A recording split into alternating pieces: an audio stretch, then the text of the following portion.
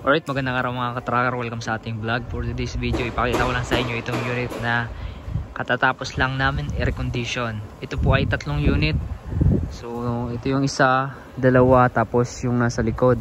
Pare-pareho po yung specs nito at pare-parehong brand. Ito po ay Japan Surplus, fully reconditioned, Puso Canter wide. Ang makina po nito ay 4D35 engine, manual engine, 6-wheeler 4x2, 5 stud lang po, tapos oversized yung kanyang body na fabricated na gawa dito sa amin. So silipin po natin para magkaroon po kayo ng idea and reference sa ganitong unit. So ito mga ka-tracker, may plaka na nakarehistro, yung kulay urethane paint yung ginamit, kulay pula, black tone naman sa pangilalim, sa silver paint naman yung frame ng body. Gawa po dito sa amin. So ito po ay wide cabin. Ayan. Naka-upholstery yung mga upuan. Naka-floor matting. Ayan po yung itsura ng loob ng ating cab. Ayan. 6-speed manual transmission. Ayan. Ang capacity niya, gross weight capacity 4,200. Net capacity naman at 2,100. Ayan, nakamolye, harap likod, tapos disc brake yung unahan, lip spring naman, lip spring po, tapos disc brake, brake drum yung likod. Japan Surplus tires yung nakakabit na mga gulong dito. Ayan, complete electrical standard accessories. Ayan. Ito po, closed band 16 feet ang haba, 16 feet ang haba nito. Meron siyang side door, fabricated. Ito po tinatawag na corrugated aluminum closed band. Oversize po. Sobra sa ulo yung kanyang lapad ng van.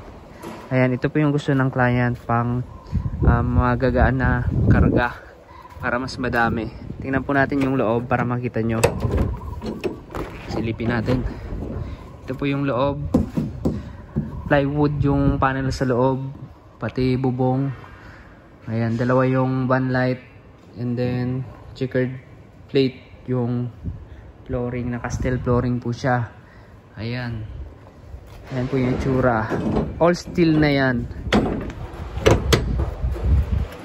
Ayan, yung soleras niya, steel po yan, baby chassis. Ayan po yung itsura niya. Corrugated. Ito yung likod. Ayan. Makikita nyo may mga guard na yung tail light. Sarado siya para hindi agad masira. May guard. Brand new battery na rin. May warranty po ito.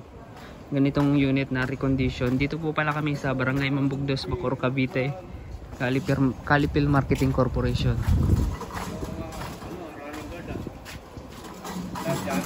Oh. Ayan. Oh, mas maganda. Mas maganda nito, may running guard. Malapad kasi, kaya ganito.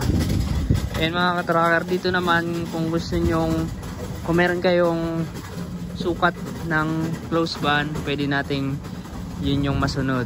Ayan, diba? Ito, gusto ng client ganito, kaya ganito yung ginawa namin.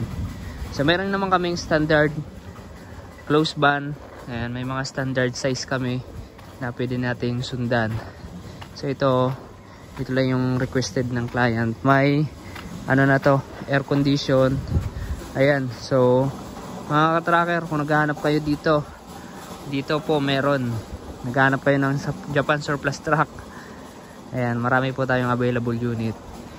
May mga modelo po tayo, 6-wheeler, 4-wheeler, 10-wheeler, 12-wheeler, wing van, drop side. Ayan, tapos mga boom crane, marami po tayo. Ayan po yung isa, diba?